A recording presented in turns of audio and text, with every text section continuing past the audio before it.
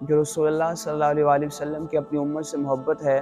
جو حضور کا اپنی امت سے پیار ہے، جو حضور کا اپنی امت سے رشتہ محبت ہے، جو حضور کا اپنی امت کے ساتھ تعلق قلبی ہے، اس کی مثال نہیں ملتی ہے۔ حضور اپنی امت سے بڑی محبت کرتے ہیں، اتنی محبت کرتے ہیں کہ اللہ تبارک و تعالیٰ خود ارشاد فرماتا ہے، فرمائے کہ عزیز علیہ ما عنتم،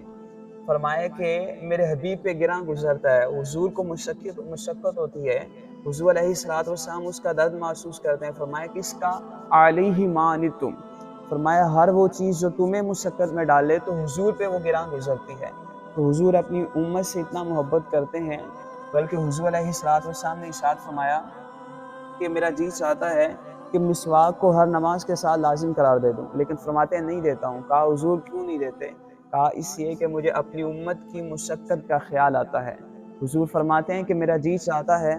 کہ نماز عشاء کو رات کے تہائی حصے تک مؤخر کروں، لیکن فرماتے نہیں کرتا ہوں۔ کہا حضور کیوں نہیں کرتے؟ کہا اس لیے کہ مجھے اپنی امت کی مشقت کا خیال آتا ہے۔ آپ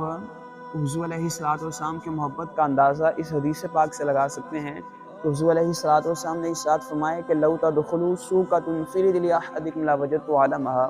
فرمایا کہ اے امتی تیرے پاؤں میں کانٹا بھی چبھے تو اس سے تکلیف بھی مجھے ہوتی ہے۔ اللہ اکبر، اتنے کریم رسول۔ بلکہ حضرت ابو ہریرہ رضی اللہ تعالیٰ عنہ نے روایت کی ہے، حضور علیہ السلام نے ارشاد فرمایا، بخاری مسلم کی متفق علیہ حدیث ہے، فرمایا کہ اذا ام احدکم للناس فلیخفف، فرمایا کہ تم میں سے جب کوئی شخص امامت کروائے، فرمایا کہ لوگوں کو نماز پڑھائے تو جو ہے وہ امامت کو زیادہ لمبا نہ کرے، قرات کو لمبا نہ کرے، لمبی نماز نہ پڑھایا کرے، فرمایا فلیخفف، فرمایا اس میں تخفیف کریں۔ ایسا تو نہیں ہے کہ لوگ باہر دھوپ میں کھڑے ہوں اور ادھر امام صاحب کی قرات ہی ختم نہیں ہو رہی۔ کہا اس لیے کہ فَإِنَّ فِيهِمُ الصَّغِيرَ وَالْكَبِيرَ وَالضَّعِيفَ وَالْمَرِيضَ، فرمایا ان میں مریض بھی ہوتے ہیں، فرمایا ان میں بوڑھے بھی ہوتے ہیں، فرمایا ان میں بچے بھی ہوتے ہیں۔ تو حضور نے فرمایا کہ جب تم نماز پڑھایا کرو تو نماز کو لمبا نہ کیا کرو، فرمایا اس کو مختصر کروایا کرو۔ فرمایا کہ فَإِذَا صَلَّى وَحْدَهُ فَلْيُصَلِّ كَيْفَ يَشَاء، فرمایا جب تم تنہا پڑھا کرو تو پھر جیسے چاہا پڑھا کرو، لیکن جب لوگوں کو نماز پڑھائے، امامت کروائے تو فرمایا کہ پھر نماز کو لمبا نہ کرے، فرمایا اس لیے کہ پیچھے بوڑھے بھی کھڑے ہوں گے، بچے بھی کھڑے ہوں گے، پیچھے کمزور بھی کھڑے ہوں گے۔ تو حضور اپنی امت کے لیے آسانیاں چاہتے ہیں، حضور چاہتے ہیں کہ میری امت سوکھی رہے، میری امت مشکلوں میں نہ رہے۔ ایک انصاری صحابی تھے، تو ان کا وقت آخر آیا۔ پہلے یہ ہوتا تھا کہ جب کسی صحابی کا وقت آخر آتا تو اس کے اہل خانہ حضور کو بلا کے لے آتے، تو حضور وہاں تشریف فرما ہوتے اور جو ہے وہ اس کی روح قبض سے انسری سے پرواز کرتی اور بعد میں اس کی تجہیز و تکفین کی جاتی، اس کا نماز جنازہ پڑھایا جاتا۔ پھر حضور کی ذمہ داریاں بڑھنے لگیں تو صحابہ نے آپس میں مشورہ کیا کہ ہم حضور کو مشقت میں ڈالتے ہیں، پہلے نہیں بلائیں گے، جب کسی کی روح پرواز کر جائے گی تو پھر حضور کو بلا کے لائیں گے۔ تو پھر اور ذمہ داریاں بڑھنے لگیں تو صحابہ نے یہ طے کیا کہ حضور کا ایک ایک لمحہ قیمتی اور بامقصد ہوتا ہے، تو اب حضور کو نہیں بلایا کریں گے، بلکہ غلام کو اٹھا کے حضور کی چوکھٹ پہ لے جائیں گے اور حضور سے فرمائیں گے حضور آپ کا غلام آیا ہے، اس کا نماز جنازہ پڑھا دیں۔ لیکن انصاری صحابی تھے تو ان کا وقت آخر آیا، اہل خانہ نے حضور کو بلا لیا، تو حضور تشریف فرما ہوئے، تو حضور اس کے سرانے بیٹھے ہوئے تھے۔ جب ملک الموت مردے کی روح قبض کرتا ہے تو وہ پاؤں کی جانب سے اپنا کام شروع کرتا ہے۔ اللہ اکبر، میرے حضور سرانے بیٹھے ہوئے تھے، تو جب جو ہے وہ اس کی روح کو ملک الموت قبض کرنے لگا تو حضور سرانے بیٹھے تھے نا، اللہ اکبر، حضور اسرائیل سے مخاطب ہے، فرمایا اسرائیل ذرا نرمی کرنا، میرا غلام ہے۔ اللہ اکبر، تو حضور نے اسرائیل سے کہا اسرائیل ذرا نرمی کرنا، میرا غلام ہے۔ تو اسرائیل آگے سے پتہ کیا کہتے ہیں؟ اسرائیل کہتے ہیں کر عینک یا رسول اللہ، کہا حضور آپ کی آنکھیں ٹھنڈی ہو جائیں، حضور آپ کی آنکھیں ٹھنڈی ہو جائیں، آپ کا جو بھی غلام ہوگا اس کے ساتھ نرمی کروں گا۔ اللہ اکبر، یار میں یہاں آپ کو توجہ چاہوں گا، اسرائیل اس بات کو جانتے ہیں،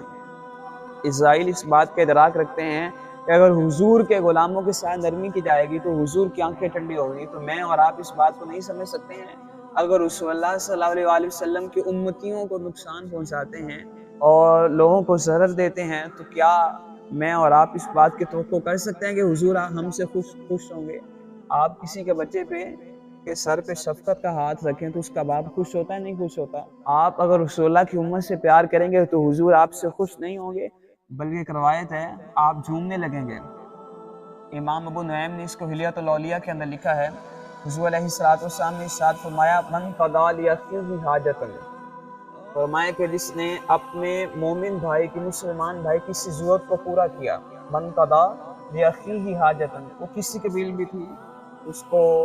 جو ہے وہ علم کی ضرورت تھی، اس کی رہنمائی کر دی، وہ مشکل میں پھنسا تھا، اس کی مدد کر دی، تو حضور علیہ السلام نے ارشاد فرمایا کنت واقفا عند میزانہ،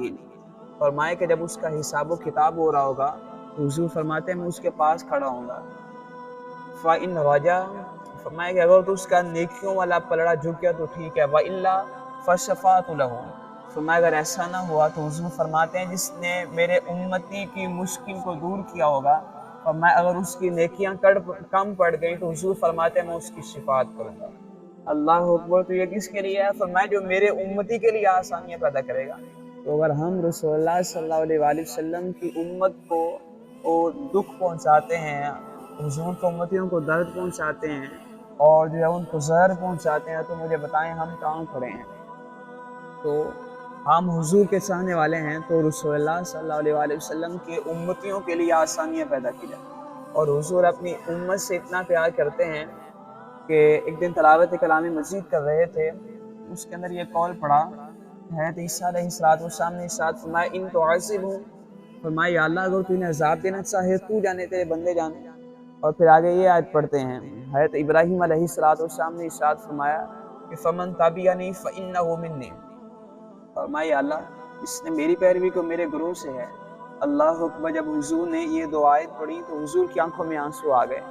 اللہ اکبر کہتے ہیں اللہم امتی، یا اللہ میرے امتی، وبکا، اور حضور کی آنکھوں میں آنسو آئے۔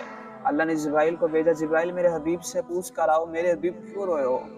تو جبرائیل حضور کی بارگاہ میں آتے ہیں اور آ کے سلام عرض کرتے ہیں اور کہتے ہیں کہ اللہ فرماتا ہے کہ جبرائیل میرے حبیب سے پوچھ کر آؤ میرے حبیب کیوں روئے ہو؟ تو حضور فرماتے ہیں میں خود نہیں روتا ہوں، مجھے امت کا غم رلاتا ہے۔ تو جبرائیل بارگاہ حصے میں گئے اور جا کے کہتے ہیں کہ یا اللہ تیرا حبیب کہتا ہے میں خود نہیں روتا ہوں، مجھے امت کا غم رلاتا ہے۔ تو اللہ نے جبرائیل سے کہا جبرائیل پھر جاؤ اور جا کے میرے حبیب سے کہو کہ اے حبیب امت کے معاملے میں آپ کو رنجیدہ نہیں کریں گے، اے حبیب جیسے کہو گے ویسے کر لیں گے، وَلَسَوْفَ يُعْطِيكَ رَبُّكَ فَتَرْضَىٰ، اے حبیب آپ کا رب آپ کو عنقریب اتنا عطا کرے گا کہ آپ راضی ہو جائیں گے۔ آپ سنیے حضور کیا فرما رہے ہیں، حضور فرماتے ہیں اِذًا وَاللَّهِ لَا أَرْضَىٰ وَوَاحِدٌ مِّنْ أُمَّتِي فِي النَّارِ، حضور فرماتے ہیں اللہ کی قسم میں تب تک راضی نہیں ہوگا۔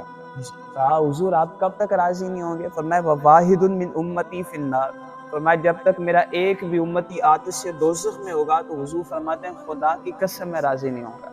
اللہ